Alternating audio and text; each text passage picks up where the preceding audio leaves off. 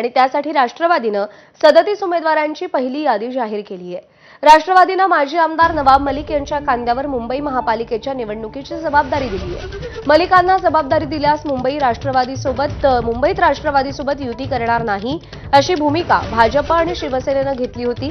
मात्र अजित पवारांनी आपला निर्णय न बदलता मलिकांवरचा विश्वास कायम ठेवला, त्यामुळे मुंबईत महायुतीत फूट पडली।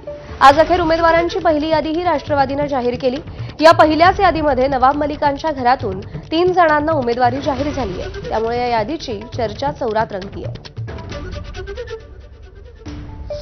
राष्ट्रवादी काँग्रेस पार्टीचे आमचे राष्ट्रीय अध्यक्ष अजितदादा पवार, आमचे प्रदेश अध्यक्ष सुनील तटकरेजी, आमचे राष्ट्रीय कार्याध्यक्ष प्रफुल्लभाई पटेलच्या सूचनेनुसार आम्ही स्वबळाचा नारा देऊन आम्ही पुढे एकटाच राष्ट्रवादी काँग्रेस पार्टी BMCच्या निवडणूक लढणार आणि आमची आज फर्स्ट यादी आम्ही प्रसिद्धीसाठी तुमच्याकडे देणार आहे।